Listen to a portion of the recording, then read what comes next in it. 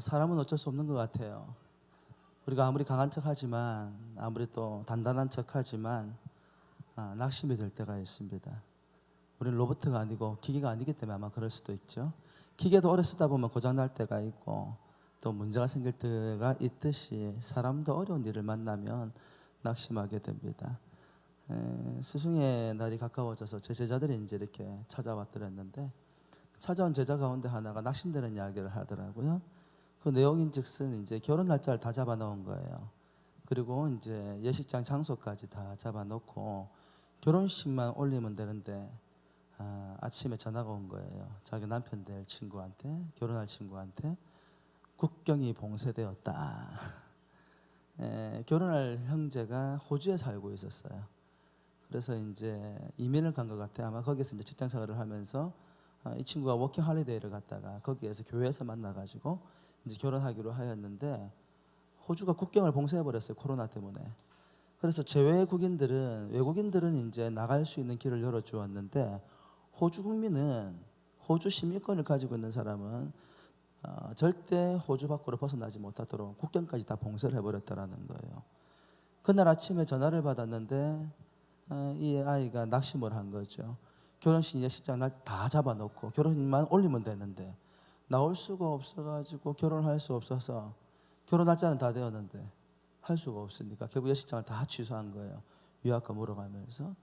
결혼할 날도 기약할 수가 없어요. 코로나가 교누와 직녀를 만들어내었어요. 생이별을 만들어내었지요. 그런 일뿐이겠습니까? 인생 살아가다 보면 낙심되고 절망스러운 일들이 얼마나 많습니까? 그렇지 않습니까? 삶을 살아가면서 나는 단 한 번도 낙심해 본 적이 없다, 절망해 본 적이 없다.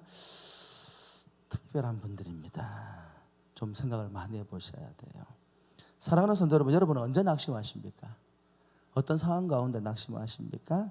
우리 오늘 주보에 나와 있는 내용들 같이 보시면서 살펴볼까요? 1번 한번 읽어봅시다. 시작. 의지하고 사랑하며 신뢰했던 이들도 떠납니다. 네, 그렇습니다. 우리가 의지하고 사랑하고 신뢰했던 사람들도 떠나갑니다. 사무엘상 25장 1절부터 해서 마태복음 26장 31절까지 우리 같이 한번 읽어보십시다. 사무엘상 25장 1절부터 시작. 사무엘이 죽음에 온 이스라엘 무리가 모여 그를 두고 슬피 울며 라마 그의 집에서 그를 장사한지라. 다윗이 일어나 바란 광야로 내려가니라. 창세기 23장 2절 말씀 시작. 사라가 가나안 땅 헤브론 곧 기럇 아르바에서 죽음에 아브라함이 들어가서 사라를 위하여 슬퍼하며 애통하다가. 마태복음 26장 31절 말씀 시작. 그때 예수께서 제자들에게 이르시되 오늘 밤에 너희가 다 나를 버리리라. 기록된 바 내가 목자를 치리니 양의 떼가 흩어지리라 하였느니라. 여러분, 심리적으로 굉장히 힘들고 어려운 상황 가운데 놓일 때가 있습니다. 다윗이 그랬습니다. 지금 사울에게 쫓기고 난 다음부터 하루라도 마음 편하게 살아본 적이 없습니다. 그럼에도 불구하고 다윗에게는 영적이고 심리적인 지지가 있었습니다. 버팀목이 있었다 이 말입니다. 누굽니까? 사무엘입니다. 비록 사무엘이 다윗과 함께 동행한 것은 아니지만 여러분, 사무엘이 누굽니까? 마지막 남은 사사이고 온 이스라엘 백성들에게 존경받고 사랑받으며 두려워하는 바로 하나님의 그 사람이라 이 말입니다.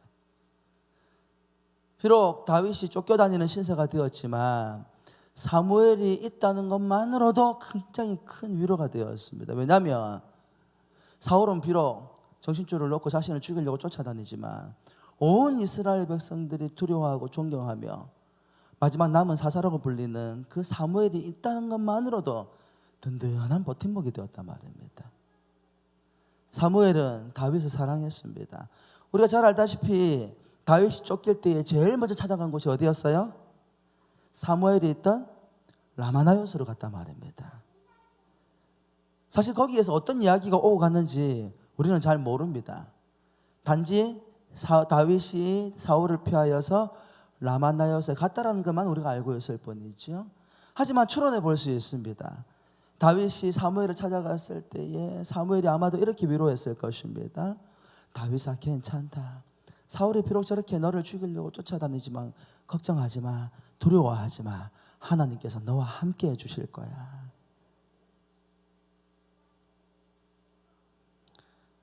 다윗은 사무엘을 통해서 굉장히 많은 위로를 받았을 것입니다.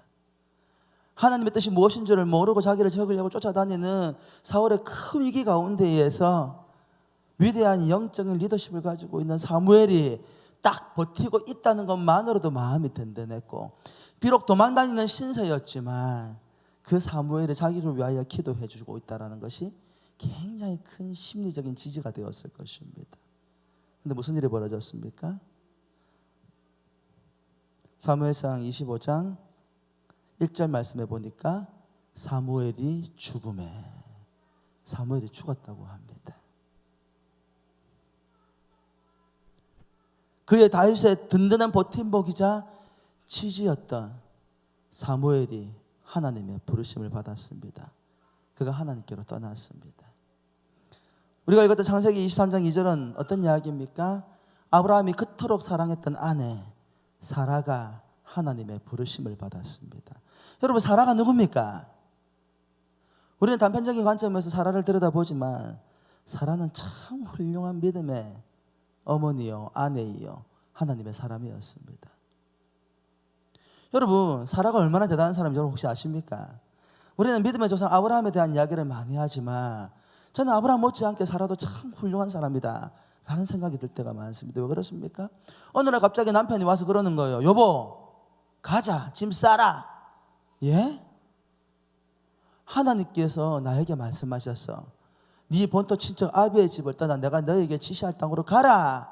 그래야만 하나님께서 땅을 기업으로 주시고 자녀를 번성하게 하시고 복의 근원이 되게 하시겠다. 그렇게 약속의 말씀을 주셨다라는 거예요. 사라가 직접 들었을까요? 그 음성을? 어떻게 생각하세요? 모르죠. 한 가지 분명한 것은 그럼에도 불구하고 사라가 그 뜬금없는 남편의 떠나자는 말 한마디에 순종하고 떠났다라는 거예요. 여러분, 히브리서에서 말씀하고 있는 바와 같이 아브라함이 어디로 갈 줄을 알고 떠났어요? 모르고 떠났어요? 알고 떠났어요? 모르고 떠났어요? 갈 바를 알지 못하고, 무슨 말이냐면 놀랍게도 하나님께서 아브라함을 부르실 때에 너 일어나서 저 가나안 땅으로 가 그렇게 말씀하신 게 아니에요. 어떻게 하라는 거예요? 일단 짐 다 싸들고 일어나. 그리고 떠나면 어떻게 하시겠다라는 거예요? 그때마다 너에게 갈 땅을 내가 가르쳐 주겠다라는 거예요. 그렇게 해서 가다 보니까 어디까지 간 거야? 어디까지 간 거예요? 가나안 땅까지 간 거예요. 남편이야 지가 살아계신 하나님의 음성을 듣고 지 열정에 뻗쳐가지고 간다 치더라도 아내가 뭔 죄예요? 떠나보니 이리로 갔다가 저리로 갔다가 요리로 갔다가 도대체 어디 가는지 여보 알아요? 물어보니까 모른대. 또 남편도. 아니, 가족들을 책임져야 될 남편이 적어도 가족들에게 어디로 간다는 정도는 말을 해줘야 되는데 뭐 살아계신 하나님을 인격적으로 만났다고 그러더니만 이리 가자 저리 가자 하다 보니까 딱 떠나서 도착한 곳이 어디야?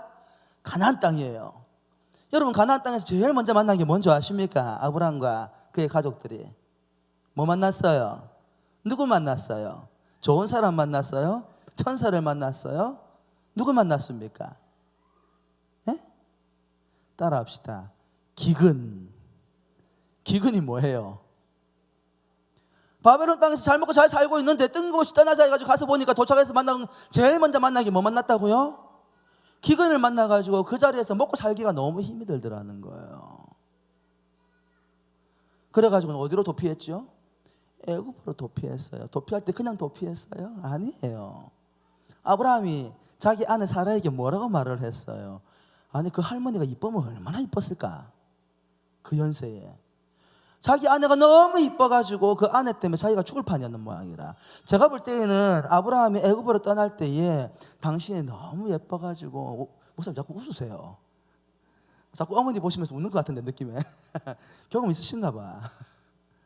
여러분, 아브라함이 그 사라를 데리고 애굽에 떠날 때에 당신이 너무 예뻐가지고 당신 때문에 생명을 잃을 수 있으니까 누이라고 하자. 그 이야기 왜 했을까요? 어느 날 갑자기 보니까 아내가 너무 예뻐 보여서 그렇게 말을 했을까요? 아니에요. 좀 그렇게 보기 어렵다고 봐요.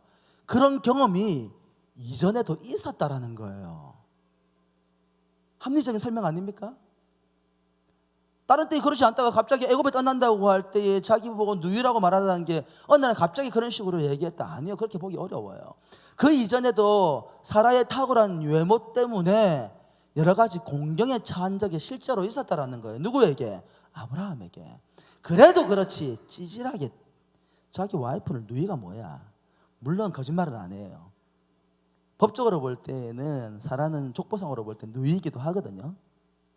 그래도 그렇지 남자가 그 바벨론 땅 안전하고 잘 먹고 잘 사는 땅을 떠나게 만들었으면 아내를 탁 돌봐주고 시켜줘야 되는데 하마 자기가 죽을까 싶어가지고 그 아내를 누이라고 속이면 애굽에 갔다가 무슨 일이 벌어졌어요? 그 아내를 애굽 총리한테 홀라당 빼앗겨버렸잖아요. 하나님의 섭리와 계획이 아니었으면 아내를 잃을 뻔했다고요. 근데 성경 어디에도 사라가 그것 때문에 아브라함을 원망했다는 말이 있어요? 없어요? 없어요. 그것뿐만입니까? 한 번도 아니었죠? 두 번이나 그랬죠? 그것뿐 아니죠. 어느 날 갑자기 남편이 벌떡 일어나더니 새벽부터 짐 싸들고 가. 나귀에다가 화목들을 얹어놓고 자기 아들을 데리고 가는데 아내가 궁금해서 물었잖아요. 여보 어디 가시는 거예요? 제사 지내러 가요. 제사 지내러 가면 뭘 가지고 가야 돼? 뭘 가지고 와야 돼요? 재물을 가지고 와야 되는데 여보 재물은 어디 있는데? 어디 있기는 우리 아들 이삭이 재물이다. 어머님들 여러분 남편들이 갑자기 벌떡 일어나가지고 제사 지내러 간답시고 물건을 잔뜩 쌓았는데 재물은 없고 아들을 데려가. 아들을 데려가면서 물어.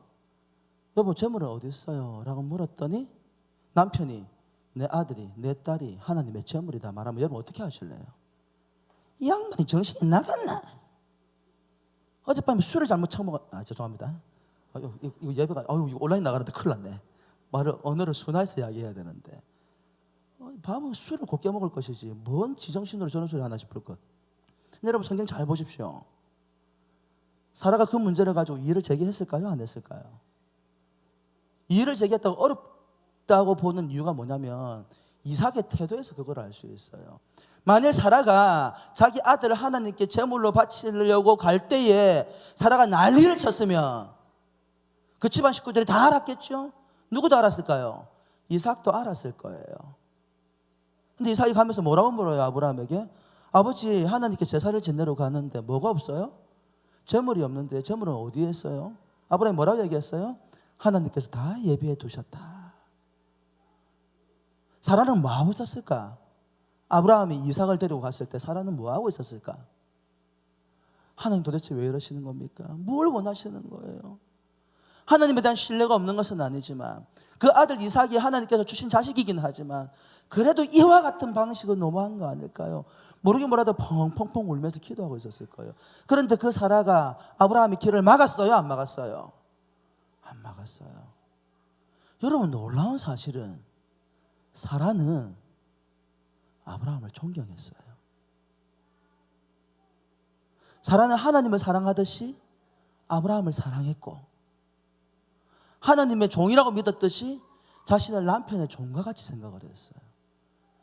그래서 아브라함이 무엇을 선택하든지 단 한 번도 적어도 성경에 나와 있는 내용을 통해서 볼 때 그 안으로 들어가 보면 뭔가 다른 게 있는지는 모르겠어요.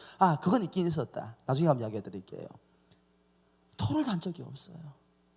그저 남편이 하는 대로 겸손하게 따라 주었어요. 너무 아름답지요. 범사에 남편이 원하는 대로 다 순종하지요. 이런 아내 사랑스러울까요? 안 사랑스러울까요? 아브라함이 그런 아내 사라를 굉장히 사랑했어요.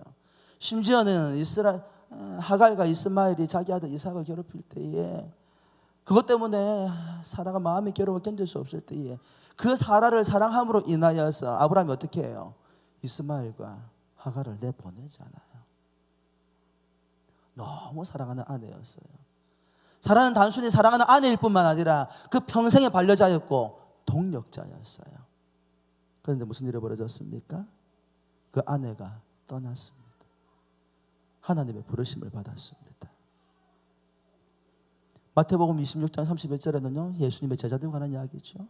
3년 동안에 훈련을 시켰던 예수님의 제자들, 주님께서 그들 보고 그렇게 말씀하셨어요. 내가 고난을 당하고 십자가에 못 박힐 때에 너희들 다 나를 떠나갈 것이다. 제자들이 펄펄 뛰면서 뭐라고 이야기합니까? 그런 말씀 마십시오. 다른 사람들은 다 떠나도 우리는 절대 주님 배반하지 않습니다. 아니 떠날걸? 베드로가 뭐라고 얘기합니까? 내가 죽으면 죽을지언정 절대 주님을 배신하지 않을 것입니다. 그렇게 말할 때 예수님 마음이 어땠을까요? 주님은 이미 그들의 삶이 어떠할 줄 알고 계셨어요. 그럼에도 불구하고 그 제자들이 펄펄펄 뛰면서 그렇게 말을 하니까 혹시나 내 곁에 한 놈이라도 남아있을란가? 곧 알게 되지요. 무슨 일이 벌어집니까? 한 명도 남지 아니하고 주님 곁을 다 떠나가 버립니다. 그들은 떠났습니다. 내가 내 삶의 지지대이고 버팀목이었던 사람도 떠나가고요. 내가 그토록 사랑하는 나의 동력자도 떠나가고 사랑하는 사람도 떠나가고요. 내가 믿었던 사람들도 나를 배신하고 떠나가는 일들이 오늘을 살아가는 우리의 삶입니다. 혹시 여러분들도 이런 경험들이 없습니까? 다윗은 비록 도망자 신세였지만 사무엘이 있다라는 것만으로도 굉장히 큰 위로였습니다. 그가 나를 위해서 기도해 줄 것이고 그가 힘들고 어려울 때마다 하나님의 뜻을 나한테 전달해 주심을 통해서 내가 든든하게 서갈 수 있을 거야. 그랬던 사무엘이 떠나가 버렸습니다. 그러면 하나님께서 또 다른 방식으로 자신을 위로하면 좋을 것 같아요. 그런데요, 그렇게 사무엘을 떠나보내고 낙심한 상황 가운데 있는데 그가 만났던 사람이 어떤 사람입니까? 2번 읽어볼까요? 시작. 나발과 같은 사람을 만나기도 합니다. 사무엘상 25장 14절부터 16절 말씀 같이 한번 읽어볼까요? 시작. 하인들 가운데 하나가 나발의 아내 아비가일에게 말하여 이르되 다윗이 우리 주인에게 문하나로 광야에서 전령들을 보내었거늘 주인이 그들을 모욕한나이다. 우리가 들에 있어 그들과 상종할 동안에 그 사람들이 우리를 매우 선대하였으므로 우리가 다치거나 잃은 것이 없었으니 우리가 양을 지키는 동안에 그들이 우리와 함께 있어 밤낮 우리에게 담이 되었습니다. 여러분, 사랑하는 사무엘, 존경하는 사무엘, 자신을 지지해 주던 사무엘이 죽었음에도 불구하고 다윗은 여전히 하나님의 선한 영향력 안에 놓여져 있었습니다. 그 마음 안에 있는 영적인 지지의 끈을 놓지 아니하고 버티고 있었다 이 말이에요. 그래서 그들도 도망다니며 도피 생활을 하고 있는데도 불구하고 나발의 그 종들이 양들을 몰고 와가지고 치고 있는데 그 당시의 상황이 어땠어요? 고대 근동의 시대에 있는 무법천지였습니다. 지금과 같이 법적인 시스템이 잘 돼 있어가지고 치안이 확보가 잘 돼 있어가지고 경찰이나 누가 출동해가지고 우리 안전을 지켜주는 그런 시대가 아니었다라는 거예요. 사병들을 써가지고 가축들을 지키긴 하지만 도적들은 항상 더 큰 힘과 능력을 가지고 쳐들어와가지고 양떼만 빼앗아가는 게 아니에요. 약을 빼앗아갈 때에 종들도 다 죽여버린단 말이에요. 그래서 종들이 보편적으로 그 당시에 어떻게 행동을 했냐면 강도가 나타나면 도망쳐요. 대충 세력을 보고 우리가 이기만 하면 싸움을 붙기도 하긴 하는데 우리가 감당할 수 없는 정도의 영향력이면 그런 무리들이 오면 도망쳤단 말이에요. 그러니 약을 치러 가는 종들은 항상 등정붕아와 같이 자기가 언제 생명을 잃을지 모른다는 불안감들이 있었단 말이에요. 다윗의 사건을 통해서 보았잖아요. 곰이나 사자가 양떼를 물어가는 이런 비일비재한 일이었고 거기에다가 노략질하는 강도들이 항상 득실거려가지고 생명의 위협을 받는 그런 상황 가운데 있었다고요. 근데 그 와중에 다윗이 도망을 다니면서도 그 양떼를 치는 목동들과 함께 있는데 그 600명의 군사들을 담바같이 둘러싸가지고 어떤 노략질하는 강도들도 다가오지 못하게 만들었단 말이에요. 다윗이 힘들고 어려운 상황 가운데에서도 하나님을 향한 영적인 끈을 놓지 아니하고 그 힘들고 어려운 가운데에서도 선한 영향력을 펼쳐 보였단 말이에요. 그러다가 소식이 들었네요. 어떤 소식? 그들이 도와주었던 나발의 집에서 잔치가 벌어진 거예요. 무슨 잔치? 양의 털을 깎는데요. 여러분, 성경에서 양의 털을 깎는다는 말은 무슨 말이냐면 우리가 농사를 짓고 수확할 시기가 돼서 추수한다는 말이에요. 그때는 동네 잔치예요. 그 양의 털을 깎는 집에서 동네 사람들을 다 불러 모아가지고 거나하게 잔치를 벌인단 말이에요. 뒤에 가보면 나발이 잔치를 배설하는데 어떻게 했다고요? 왕과 같은 잔치를 배설하고 먹고 마시고 즐기고 축제를 벌이고 있었단 말이에요. 그 소식을 듣고 어떻게 한 거야? 다윗이 고통받는 자신들의 가족들을 바라보면서 10명의 부하를 보내가지고 어떻게 했죠? 먹을 음식을 좀 달라고 이야기한 거예요. 근데 무슨 일이 벌어졌죠? 나발이 어떻게 하죠? 여러분, 나발이 두 가지로 다윗을 모독을 합니다. 뭐라고 얘기합니까?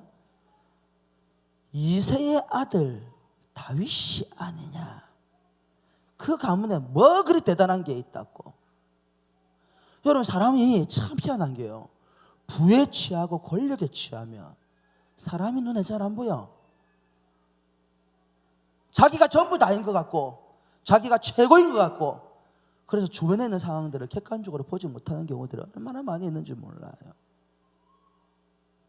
그럼 다윗이 누굽니까? 맞죠? 이새의 아들이죠. 여러분, 나발이 정확하게 다윗이 누구인지를 알고 있었어요. 왜냐하면 종들은 우리 종 다윗이라고 이야기했지 그 조상이 누구인지 말하지 않았다고, 아버지가 누구인지 말하지 않았다고. 그럼에도 불구하고 다윗 이름만 대는데도 불구하고 이새의 아들이 아니냐. 나중에 한번 25장 읽어보세요. 그렇게 이야기를 했어요. 다른 말로 하면 나발이 다윗에 대해서 정확하게 알고 있었다는 거예요.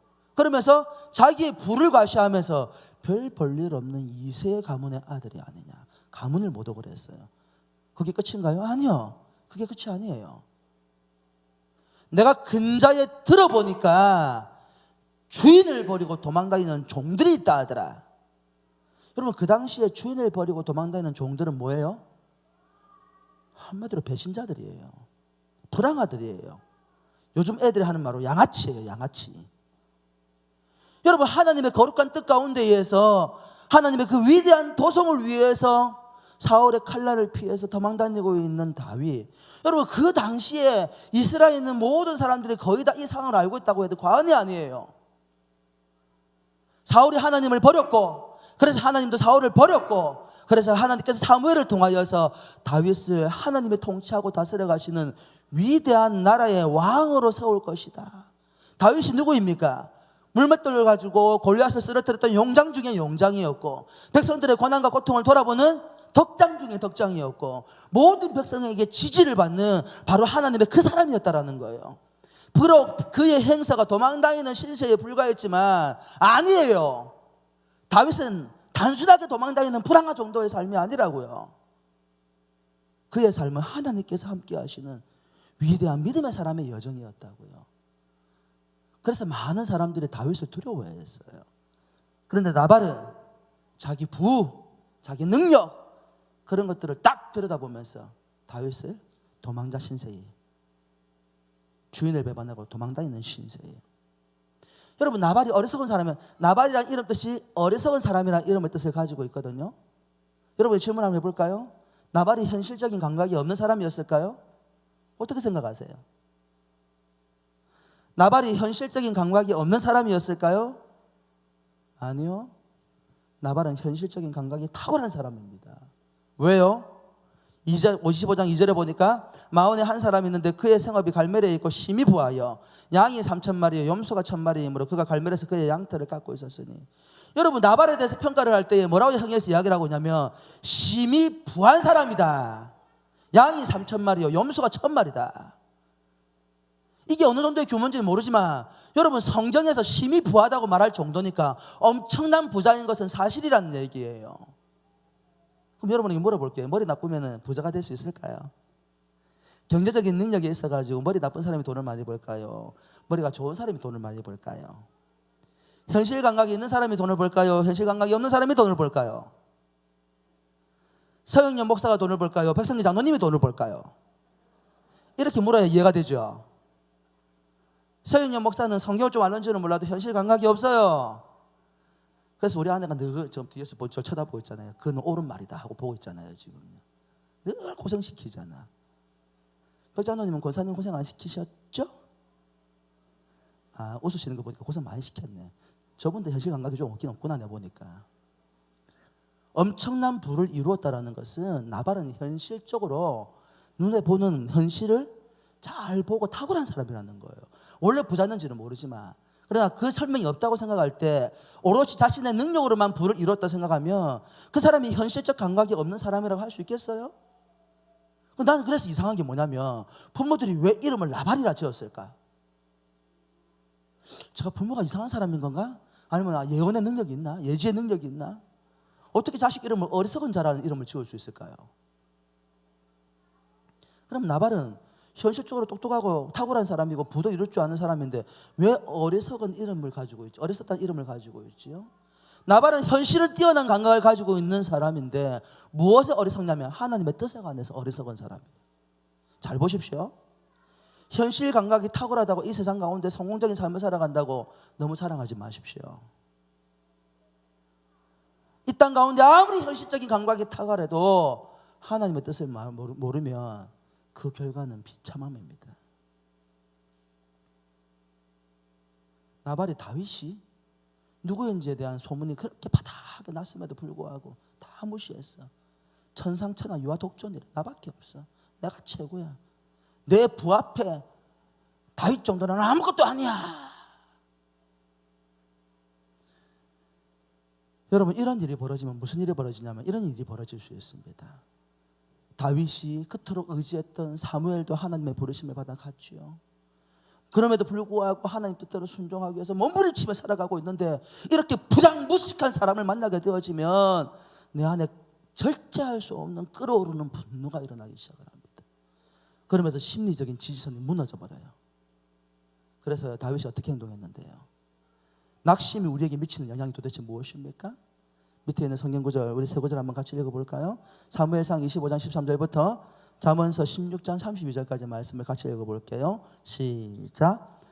다윗이 자기 사람들에게 이르되 너희는 각기 칼을 차라 하니 각기 칼을 차매 다윗도 자기 칼을 차고 400명 가량은 데리고 올라가고 200명은 소유물 곁에 있게 하니라. 잠언 4장 23절 모든 지킬 만한 것 중에 더욱 내 마음을 지키라. 생명의 근원이 이에서 남이라. 잠언 16장 32절 노하기를 더디하는 자는 용사보다 낫고 자기의 마음을 다스리는 자는 성을 빼앗는 자보다 나으니라.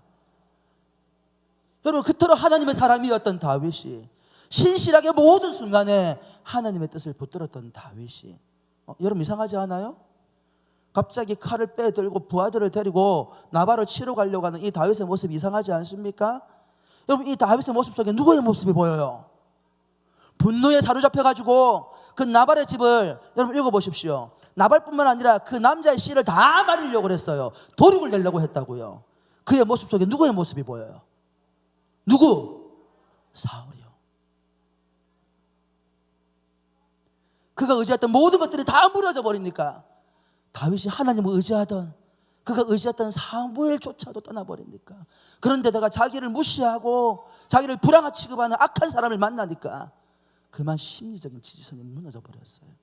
그래서 분노를 견디지를 못해가지고 칼을 빼들었어요. 다 죽여버리겠다고. 여러분 이상하지 않습니까? 그 전에 다윗은 이보다도 더 큰 일을 만났습니다. 어떤 일을 만났어요? 그 일라에서 사건 여러분 기억나시잖아요. 도와달라고 해서 도와주었더니 실컷 도움 받고 난 다음에 다윗과 그의 부하들을 사울에게 밀고를 해가지고 다 죽임을 당할 수 있는 상황으로 만들어 놔버렸잖아요. 그때 다윗이 어떻게 했습니까? 칼을 빼들고 리더십을 가지고 있는 사람 본보기로 모습 본이라도 보여주었습니까? 아니면 재물이라도 빼앗아 갔습니까? 다윗은 그런 상황 가운데에서도 누구의 입장을 먼저 이해해서 그 그일라 주민들의 마음을, 삶을 먼저 이해했다라는 거예요. 오죽 힘들면, 그래 우리가 떠나고 나면 사울이 와가지고 또 이 마을을 도륙을 내겠지? 저들이 충분히 그럴 수 있어. 이해하고 떠나갔단 말이에요. 근데 반복된 낙심으로 인하여서 다윗의 심리적인 저지선이 무너져 버렸어요. 그래서 분노를 참을 수가 없었어요. 그래서 칼을 빼들었어요. 사랑하는 성도 여러분, 여러분의 마음을 잘 지키시기를 주의 이름으로 축원합니다. 왜입니까? 잠언 4장 23절이 내 마음을 지키라. 왜? 생명이 그것으로부터 나기 때문에. 우리의 마음은 생명을 빼앗기도 하고 생명을 세우기도 합니다. 노하기를 더디하는 자는 용사보다 낫고 마음을 다스리는 자는 성을 빼앗는 자보다 낫다. 여러분, 여기에서 믿음의 사람의 하나님의 은혜가 나타납니다. 여러분들이 믿음으로 잘 살았는지 못 살았는지를 보려면 이런 낙심과 위기의 순간을 만나면 알 수 있어요. 어떻게 알게 하십니까? 하나님께서 다윗이 범죄하지 않도록 누구를 보내주세요? 신실한 믿음의 동력자를 보내주십니다. 다윗은 자신의 심리적인 저지선이 무너져가지고 하나님도 놓고 신앙도 놓고 순간적인 감정의 지배를 받았는데, 그때에 하나님께서 그 다윗을 막기 위하여 한 사람을 보내주십니다. 누굽니까? 지혜롭고 신실한 믿음의 동력자 사무엘상 25장 26절부터 31절 말씀 요약지에 나와 있지요. 같이 한번 읽어볼까요? 좀 긴 본문입니다만 시작. 내 주여 여호와께서 살아계심을 두고 맹세하노니 내 주도 살아계시거니와 내 주의 손으로 피를 흘려 친히 보복하시는 일을 여호와께서 막으셨으니 내 주의 원수들과 내 주를 헤아려 하는 자들은 나발과 같이 되기를 원하나이다. 여종이 내 주께 가져온 이 예물을 내 주를 따르는 이 소년들에게 주게 하시고 주의 여종의 허물을 용서하여 주옵소서. 여호와께서 반드시 내 주를 위하여 든든한 집을 세우리니 이는 내 주께서 여호와의 싸움을 싸우시며 내 주의 일생에 내 주에게서 악한 일을 찾을 수 없음이니이다. 사람이 일어나서 내 주를 쫓아 내 주의 생명을 찾을지라도 내 주의 생명은 내 주의 하나님의 여호와와 함께 생명싸개 속에 쌓였을 것이요 내 주의 원수들의 생명은 물매로 던지듯 여호와께서 그것을 던지시리이다. 여호와께서 내 주에 대하여 하신 말씀대로 모든 선을 내 주에게 행하사 내 주를 이스라엘의 지도자로 세우실 때에 내 주께서 무죄한 피를 흘리셨다든지 내 주께서 친히 보복하셨다든지 함으로 말미암아 슬퍼하실 것도 없고 내 주의 마음에 걸리는 것도 없으시리니 다만 여호와께서 내 주를 후대하실 때에 원하건대 내 주의 여종을 생각하소서 하니라. 할렐루야. 여러분, 이렇게 말하는 사람이 누굽니까? 나발의 아내였던 아비가일이었어요. 왜 아비가일이 갑자기 다윗에게 쫓아왔지요? 종들이 누구에게 먼저 찾아갔습니까? 누구에게? 나발에게 먼저 찾아갔단 말이에요. 다윗이 이런 걸 요청합니다. 근데 나발이 자기 주인이 어떻게 한 거예요? 그 다윗의 종들을 굉장히 멸시와 모멸감을 쫓아내 버렸단 말이에요. 그러자마자 보통 같으면 일반적인 종들 같으면 어떻게 하겠어요? 아이고, 주인이 그래 원래 저렇게 생겨먹은 사람이지 어쩔 수 없어 하고 포기했을 텐데, 그 종들이 누구를 찾아간 거예요? 아비가일을 찾아간 거예요. 왜 찾아갔을까요? 고대 근동시대에 축구는 남자가 가지고 있는데 아비가일의 평소 때의 삶이 어떠했는지를 보여주는 거예요. 우리가 다윗을 말리고 있는 아비가일의 모습을 통해서 알게 되는 게 한 가지 있죠. 아비가일은 신실한 하나님의 사람이었어요. 영적인 사람이었어요. 하나님의 뜻을 잘 분별하는 사람이었다라는 거예요. 그래서 자기의 남편이 부당하게 행동을 할 때에 아비가일이 항상 하나님의 말씀 가운데에서 가정을 아름답게 신앙으로 통치하는 사람이었다라는 거예요. 그래서 종들이 이 문제를 심각하게 받아들였을 때에 자기 집주인이 죽든지 말든지 어떤 일이 벌어지는지 말든지 신경 안 쓰고 넘어갈 수 있는데, 이걸 위기 상황이라 생각하고 누구에게 쫓아간 거야? 아비가일이라면 굉장히 지혜롭게 이 문제를 처리할 수 있다고 믿고 찾아가서 이야기한 거예요. 그 말을 듣는 즉시 아비가일이 음식을 싸두고 가지고 어디로 찾아간 거예요? 다윗 찾아간 거예요. 다윗에게 무슨 이야기했어요? 살려주십시오. 우리 무능한 남편을 용서해 주십시오. 아니요. 하나님께서 아비가일을 통하여서 하나님의 다윗을 세우신 목적이 무엇인지를 정확하게 들려주었어요. 그것도 감정을 상하게 만들면서까지? 아니요. 계속해서 아비가일이 어떻게 행동을 하죠? 무릎을 꿇고 고개를 콱 쳐박으면서 마치 다윗의 종과 같이 말을 하잖아요. 나는 당신의 종입니다. 다윗은 뭐라고 불렀어요? 네, 주여라고 불렀단 말이에요. 종이 목숨을 걸고 당신에게 간언을 하는데 당신은 하나님이 세우신 사람입니다. 하나님께서 당신을 선하게 만드셨고 그 선함을 통하여 하나님의 위대한 도성을 세워가야 할 그 하나님의 왕으로 기름 부어 세우신 분입니다. 그런데 왕께서 이 별 볼 일 없는 사건에 칼에 피를 묻힌다고 한다면 훗날에 당신의 왕이 되었을 때에 당신을 어떻게 선한 왕이라고 말할 수 있겠습니까? 어떻게 당신은 하나님의 종이라고 말할 수 있겠습니까? 그리 마옵소서. 내가 음식도 다 준비해 왔습니다. 마음을 돌이키셔서 하나님의 부르심의 뜻대로 순종하고 살아가소서, 이 말인 거예요. 여러분, 우리가 믿음으로 살아가다 낙심할 때가 있습니다. 힘들고 어려워도 끝까지 주님을 붙들고 살아갔음에도 불구하고 좋은 환경이나 여건이 우리에게 다가오거나 누군가가 나를 위로하기보다도 더 악한 사람을 만날 때가 있습니다. 그래서 더 이상 견딜 수가 없어서 모든 영적이고 신앙적이고 정신적인 줄을 탁 놓고 내 마음대로 살아가고 싶을 때에 여러분, 그런 하나님의 믿음의 사람들을 향한 가장 큰 선물이 뭐냐? 신실한 믿음의 동력자들을 보내주신다라는 거예요.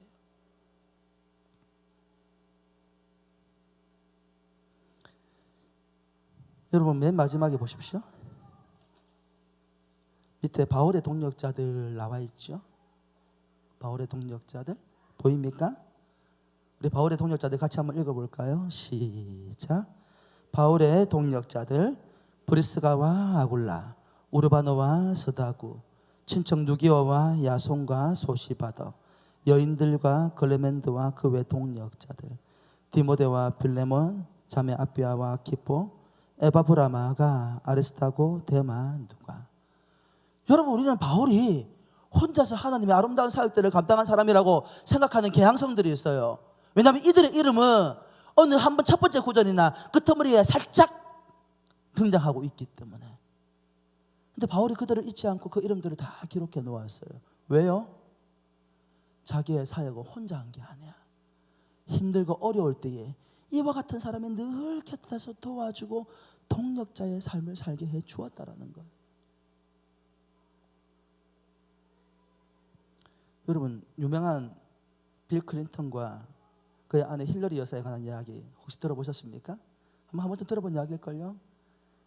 클린턴 대통령이 당선되고 난 다음에 아내하고 둘이서 자동차를 몰고 시카고에 간 적이 있었대요. 시카고에 갔다 기름이 떨어져가지고 주유소에 딱 들렀는데 힐러리가 보니까 아는 사람이라, 사장이 클린턴하고 힐러리인 줄 알고 와가지고 인사를 하더라는 거예요. 인사 다 하고 난 다음에 클린턴이 물었겠죠. 저 사람 도대체 누군데? 그랬더니, 여보, 저 사람 내가 얼마나 쫓아다니는 줄 몰라. 나 저 사람하고 결혼할 뻔했다. 클린턴이 그 말 들으니까 기분이 좋겠어요? 나쁘겠어요? 기분이 나빠가지고 한마디 얘기했죠. 뭐라고 했겠어요? 당신이 저 사람하고 결혼했으면 대통령의 아내가 아니라 주유소 사장의 아내가 되었겠지. 힐러리가 얼마나 강한 여자입니까? 너나 깜짝 안 하고 그렇게 말을 했다고 하지 않았습니까? 여보, 저 사람이 만약 나하고 결혼했다면 당신이 아니라 저 사람이 대통령이 되었을 거야. 참 멋진 말이다, 그죠? 목사님 아시겠죠? 저도 요새 깨닫고 있습니다. 힘들고 어려울 때에 신실한 믿음의 동력자 한 사람이 우리의 삶에 미치는 영향력이라는 것은 여러분 결코 간과할 수 없는 어마무시한 하나님의 은혜입니다.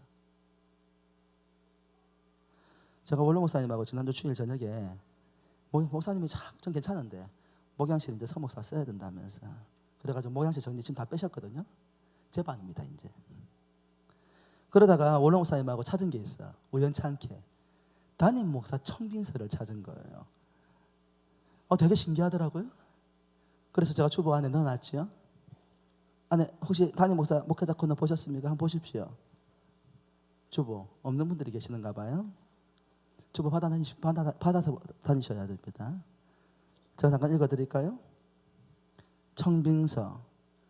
은왕교회 교인들은 귀하께서 목사의 제덕과 능력이 구비하여 우리의 영혼의 신령한 유익을 잘 나누어 주실 줄로 확신하여 귀하를 은왕교회 위임 목사로 청빙하오며 겸하여 귀하께서 재직 시무간에 본교인들이 범사의 편의와 위로를 도모하며 드리며 주 안에서 순복하고 주택과 매월 생활비 60만 원 14개월을 드리기로 사역하는 동시에 이것을 확실히 증명하기 위하여 서명 날인하여 청원하오니 허락하심을 바랍니다.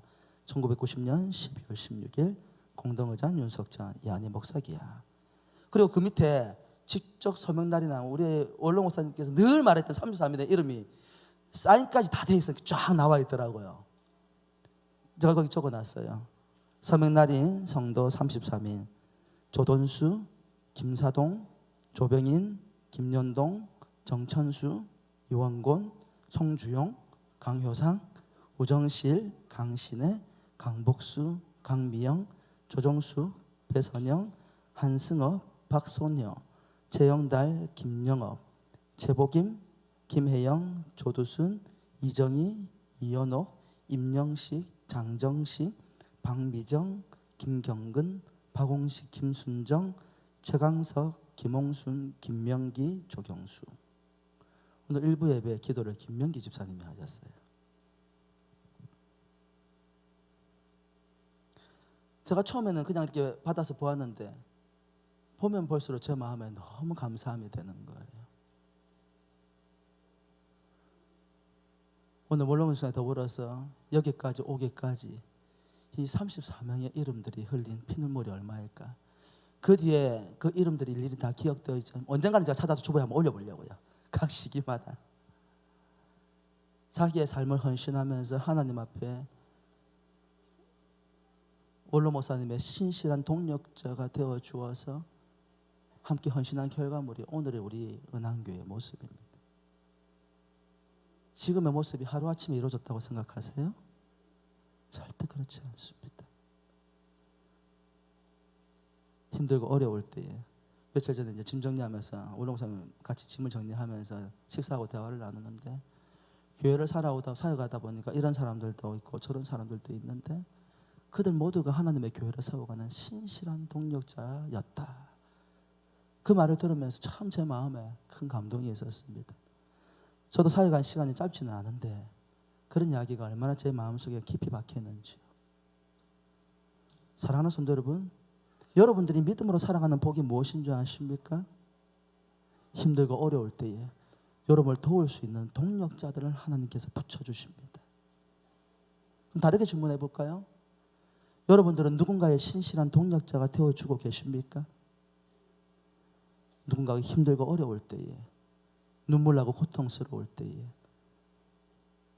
의지할 데가 없어 낙심하고 낙담하여 넘어져 있을 때에 그들 곁에 다가가서 손을 잡아주고 안아주면서 기도해주는 바로 그 사람이 여러분이냐고 묻는 것입니다. 사랑하는 성도 여러분, 신실한 믿음의 동력자는 사람을 세우기도 하지만 악한 자들은 사람을 낙심시키기도 합니다. 악한 자가 되지 말고 좋은 믿음의 동력자가 되시기를 주의 이름으로 축원합니다. 사랑하는 성도 여러분, 신실한 동력자는 어떤 사람입니까? 힘들고 어렵지만 겸손한 상황 가운데에서도 하나님을 바라보는 사람입니다. 하나님을 바라보고 믿음으로 살아가면 여러분들이 힘들고 어려워서 낙심될 때에 하나님께서 돕는 자들을 옆에 붙여주실 것입니다. 우리가 기도할 수 없는 조차도 기도하는 것조차도 할 수 없을 때에 우리 성령 하나님께서 말할 수 없는 탄식으로 우리를 위하여 기도하듯이 오늘 교회가 하나이지 않은 이유는 나 홀로 신앙생활을 하지 않고 함께 신앙생활을 하는 이유는 주님께서 말씀하신 대로 에베소서 말씀하시는 대로 우리는 함께 세워져가는 하나의 공동체이기 때문입니다. 여러분 모두가 신실한 믿음의 종이 되기를 주의 이름으로 축원합니다. 신실한 믿음의 삶을 살아 힘들고 어려울 때 좋은 믿음의 동력자들을 여러분 곁에 넘치기를 주의 이름으로 축원합니다. 여러분들이 누군가의 신실한 믿음의 동력자가 되어주시기를 주의 이름으로 부탁을 드립니다. 기도하겠습니다.